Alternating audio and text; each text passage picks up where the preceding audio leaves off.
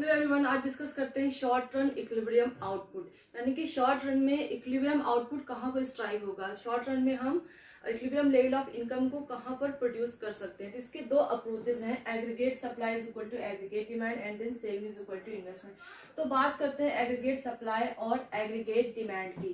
तो aggregate supply क्या होता है और एग्रीगेट डिमांड क्या होता है। See aggregate supply is the amount of goods and services that producers intend और plan to produce during a given period of time. वहीं पे बात करें अगर हम एग्रीगेट डिमांड की, तो aggregate demand is the amount that buyers intend और plan to purchase during a given period of time. तो इक्विलिब्रियम आउटपुट हमारा वहां पर अचीव होगा, हम इक्विलिब्रियम वहां पर स्ट्राइक होगा जहां पर एग्रीगेट सप्लाई एग्रीगेट डिमांड के इक्वल हो जाएगी। तो इक्विलिब्रियम आउटपुट को ही हम इनकम कह सकते हैं या इसी को हम जीडीपी भी कह सकते हैं, राइट। आउटपुट भी कह सकते हैं, इनकम भी कह सकते हैं, जीडीपी भी कह सकते हैं।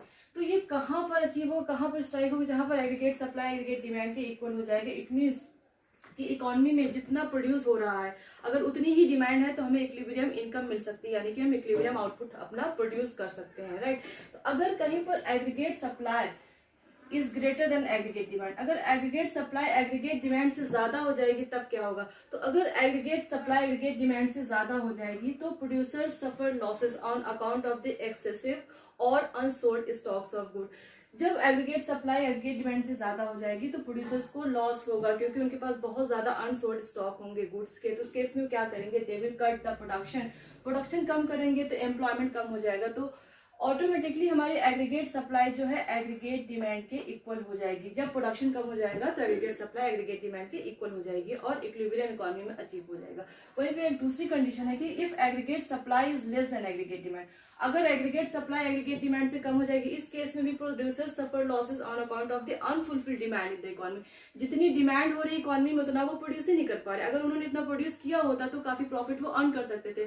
तो यहाँ पर क्या होगा, they will increase their production. इस केस में क्या होगा, producers will increase their production. जब प्रोडक्शन अपना इंक्रीज करेंगे तो एग्रीगेट सप्लाई एग्रीगेट डिमांड के इक्वल हो जाएगी और इकोनॉमी में इक्विलिब्रियम स्ट्राइक हो जाएगा। तो इक्विलिब्रियम क्या है, इक्विलिब्रियम हमें पता है कि इक्विलिब्रियम एक बैलेंस की कंडीशन है ना। इक्विलिब्रियम मींस कि एवरीथिंग इज एट रेस्ट, सब कुछ रेस्ट पर है।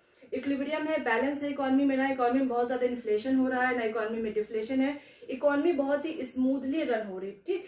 तो वो कंडीशन कहाँ पर आएगी, जब हमारा एग्रीगेट सप्लाई एग्रीगेट डिमांड के इक्वल हो जाएगा तो हम इक्विलिब्रियम लेवल ऑफ इनकम या आउटपुट अचीव कर सकते हैं या फिर इक्विलिब्रियम लेवल ऑफ आउटपुट या इनकम प्रोड्यूस कर सकते हैं। That's all for today, thank you very much.